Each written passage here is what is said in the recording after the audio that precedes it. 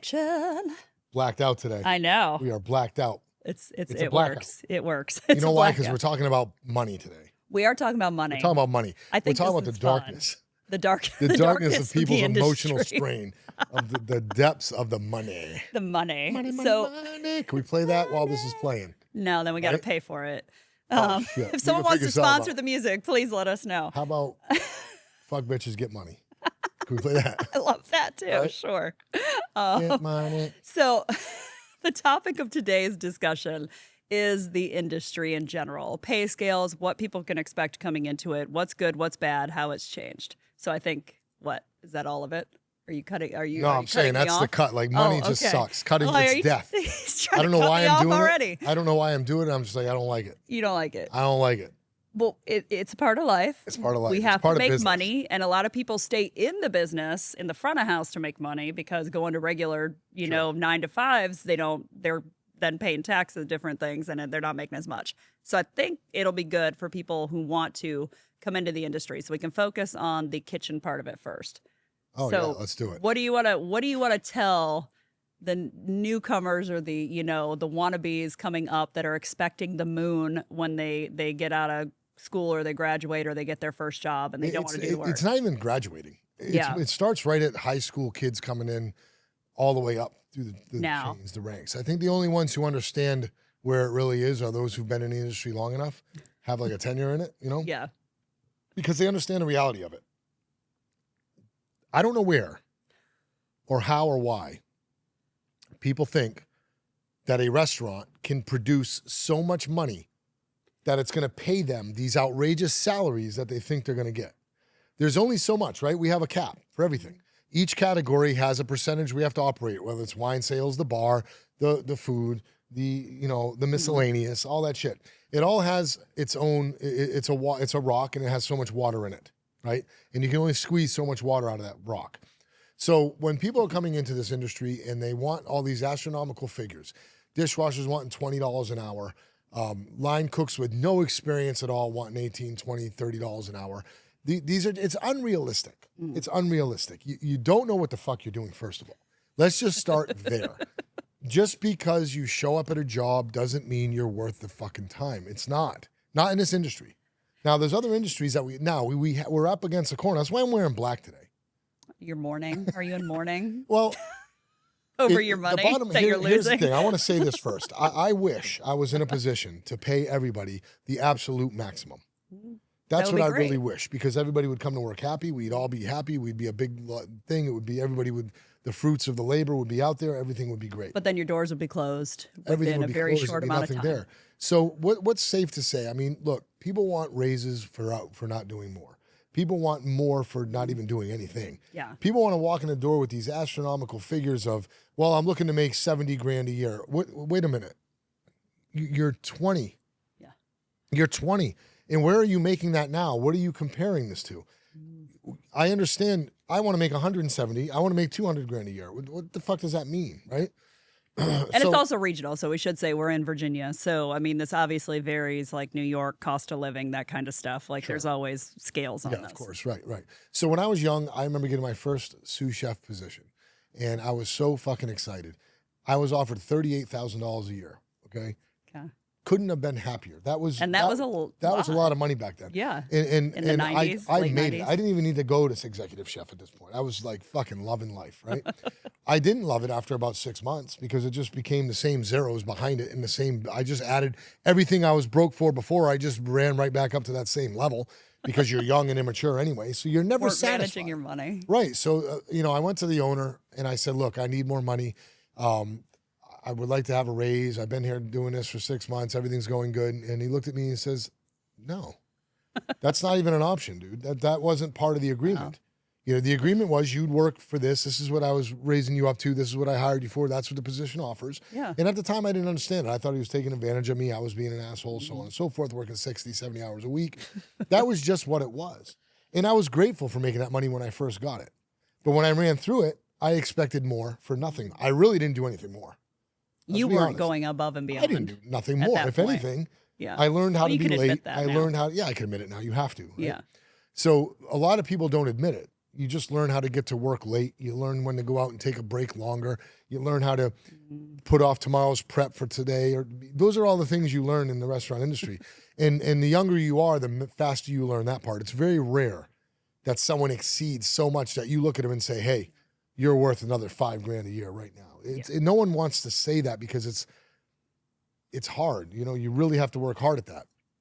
But, you know, what do you expect when you walk into a place in this industry? I mean, what do you think? Kids, you have a kid? You have a child that works here? Yeah, I have my daughter works here, and it's, you know, so pay scale wise, yeah, I mean, it's on par with, you know, everything in the area, but other people have become more competitive because it is harder to get people to stay at work. So they're upping it to, you know, 15, 16 bucks an hour. You know, since it fell through, minimum wage didn't get raised to that. You know, it's still minimum wage for most people. Obviously, well, minimum wage when you started with your first job, what was minimum wage then? $4. Mine $4 was, and I think it was $3.87. It moved up to $4.25. yeah, mine was $3.75 for my first job, and that was what I got paid hourly. Right. That was hourly. Yep. Now that's kind of server pay with you know, you're You expecting can't even that. now you didn't have to live on that back then, because back then most kids making that money were kids. Minimum it was wage kids was for the reserved most kids. part. It was Because yeah. even back then, it was very rare someone made minimum wage because it was so low. Yeah. Right? Kids did, of course, but adults still, they made $7 an hour, which still isn't shit. But it was double minimum wage back then. Back right? then, You yeah. couldn't And double this is minimum again, wage this is right in the now. '90s. Like this is when, you know, it started to cost of living started going up a little bit, and then they, you know, they slowly raised it. But in the restaurants, so I think it varies greatly based on type of restaurant, the amount of work you want to put into it. If you're front of house, back of house, I mean, I can say the variations in nightly money that I brought in bartending varied anywhere from working at, you know, Hooters, where some shifts you only made $100, $200, to nights where most of my nights were $350 to $550 a night. Right. That was my average of what I was taking home after working. Some nights you made thousands. I mean, it just depended on which type of restaurant, but I always made more money in a better quality clientele versus turn and burn, you know, where I was ringing $3,500 and only walking out with $300-$400 because I had to split it with everybody. What hurts us now is the fast food world. Yeah, they have upped hourly quite a bit. They're getting $16 to $18 an hour. This is not a joke. These are kids. They're killing it. And those places are killing us because they walk in here now saying, well, I can just go work at so-and-so. Okay. And just stand in one spot. You're not wrong. You could. But what you got to realize is these fast food chains, majority of them all, are using, they're making so much money now more than they ever did because now they're getting away with murder, literally. They're killing people with the food they're serving. The food is at the absolute worst. The quality is at the absolute lowest. The process of making the foods they're selling is pretty much in a factory, right? And they're making hamburger patties for pennies and serving them for more than they have ever sold them for ever. So, of course, you can pay a kid $18 an hour now because it's not even fair what they're doing to the human race, to be honest with you. Well, what if people for regular restaurants versus fast food right now, what's the average of people coming in, like as far as starting base, you know, hourly and salary? Okay, good call. So, look, if you're a line cook and you're coming in with about 4 or 5 years experience, you're worth to me about $18, $20 if you can toss things around. Okay. That's the first entry level. That's what it can pretty much afford. That's really where you're at. Sorry, that's where you're at. And that's a lot. Some people are going to look at me and say, you're crazy. I know a lot of people, paying line cooks $14 to $18 an hour, right? And you cannot survive that way. I get it. But, you know, that's unfortunately where it's at. You know, if you come into a restaurant like mine, you're going to start off typically on salary here in my place. But, you know, even the hourly people, most of my people are at $20 an hour and up, right? But I vet them to make sure they're worth that money and they can produce and they have a passion. I'm paying them for a service, and they're all working overtime hours. They're all making a decent living, and they all raise up and they all move forward when they're right. You know, if their eval comes around and they're the same person in the same mud hole that they were when they started and haven't moved themselves up, they're gonna remain there. And they go through a few evals, or a few sessions, or a year or whatever, and I realize they're holding back the rest of the team, right? But the average person coming in, a dishwasher, man, if you're pulling in $14 to $17 an hour, you're doing good. Here, I pay more than that because they're valuable, right? You have two different things you got to look at when someone hires. People who are hiring that are producing money and people who are a cost, okay? A cook who is good is going to help you produce money. They're going to put the food on the table. That's what people are there to buy. A dishwasher is going to clean the plate. We need it. It needs to be done. Faster It's a necessity. turn. But what they're doing is not generating money. It's costing money to have that service, almost like linens. They look good. They're nice, but they just cost money. They cost a lot of money to put these on the table. So for them to do their job, they just have to sit there. For a dishwasher to do their job, they have to do a lot of work. They're very important. They're necessary. But all in all, the job they're doing isn't bringing money on the table, right? It's an expense. So we have to be careful of that. It's easier to give more money to people who are creating more money. A good bar team, a good staff, a sommelier with a high-end rate of pay. Based on sales, and you get a percentage of sales. They are bringing the sales in, so it's easier to pay them based off what they're doing. Number, So don't get so offended if you walk into a restaurant. Read the room, read your situation, read your rank, right? If you walk in and you're not really, if you're a maintenance person in the building, again, that's an expense. We need it. It's necessary. It has to be done, but it could be budgeted and it could be brought to someone else who can do it for cheaper. That's one of those things that what you're doing is not generating money. It's not going to generate extra revenue based on those necessities. Right. So anybody else that can generate extra revenue can make more money off of that revenue. If you're a line cook going to get a job, you need to accept the job where you want to be, but you need to work hard.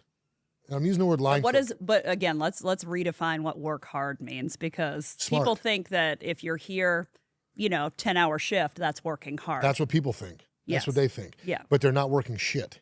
They're just here for 10 hours and they think that's my problem. You're getting paid for it. The compensation's there. It's not what you do in that 10 hours is the whole difference of where you're going to be next year. You know what I mean? So if you come in, put your coffee down, get your coffee. I'll use that hypothetically. Yeah. Put your knife roll down, put your chef coat on, get everything ready. Okay. And within 10 minutes, you're already working, prepping. You have your checklist. You walk in with a bus tub or something, or your apron, and you fill it with the majority of what you need already. Bring it back, start your prep, get your list done. Now you're cooking, right? Now you're the type of person who's working smart, which is also working hard to me. Okay. Working hard and smart are the same type of thing. You can work harder than others physically, but smartly you got to do it right. Yeah. How many times are you going to do that? When you're done your prep list, what are you doing for the next person? What are you doing to set yourself up for when we close down? What are you doing to make this product better? Anything you can do to help the sous chef or anything else. Those are things that are going to get you paid more. When you come in and just do your prep because you're so routine, you just want to get it done. You want to go outside and smoke cigarettes. You want to go out and talk to your girlfriend on the phone. You got your AirPod in because that's more important than what you're doing.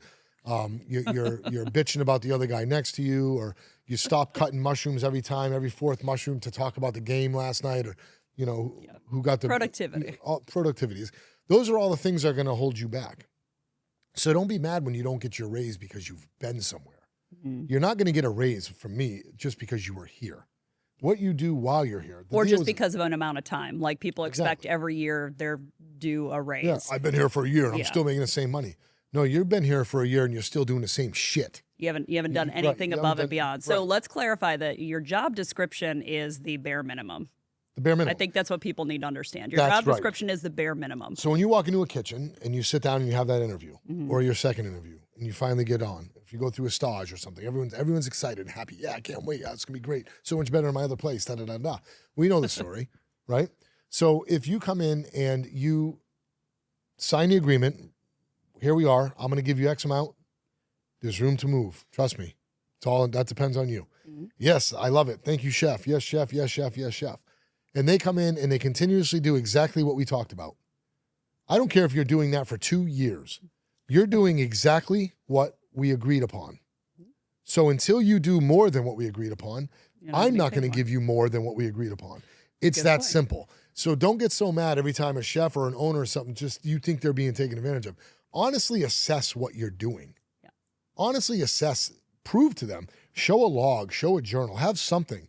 You know what I mean? Well, I think it's like when you talk about every business for employee development should have some type of KPIs in place. So you need key performance indicators and whatever that strategy may be. So if it's for front of house, easier because wine sales, okay, yeah, this is what your KPIs are. This is the numbers you need to hit monthly. Anything over that generates this percent. Anything over, like, those Sure. are easier to track. Right. So output and just general, like, just going above and beyond are your kind of KPIs in the kitchen. Right.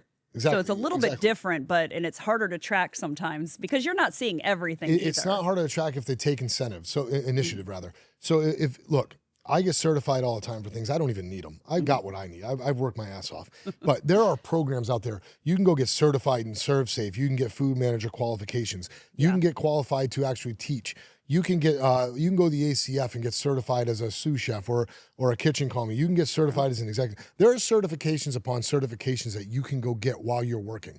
And if you bring those to your employer, right, they're going to look at you and see you have motivation. If you stay stagnant all the time and then expect more, you're never going to get it. But if you, in the time you are working for me, if you come to me with 3 or 4 different certificates that you went out on your own, you are now valuable to me. True. If you go off somewhere else, you are now going to be my competition. So I'm going to keep you here because of your certifications.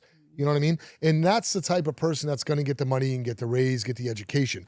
I went and got my wine level 1 quarter masters just because I wanted to have what it is I expect my staff to do.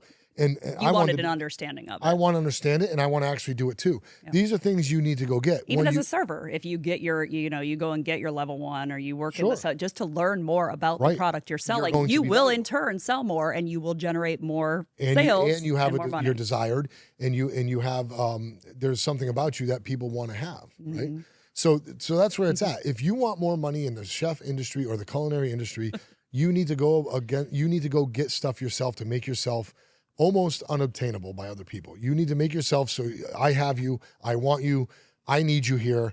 But if you're just sitting around thinking that because you've been here for a year and a half, you're supposed to get more. No, I was supposed to get more. This is a two-way street, man. It's a two-way fucking street. And if you're still slinging the same saute pan with your same sloppy apron and your same dirty shoes, that is not going to get you more. It's only going to get you in. You're here. We have an understanding. We're okay. Let's do it. That's cool. I'll pay your paycheck. You do my work. And until one of us had enough of each other, it's going to continue that way. Yeah. But if you want to make more money in this industry, in which you absolutely can, make yourself seen unobtainable. Go get more.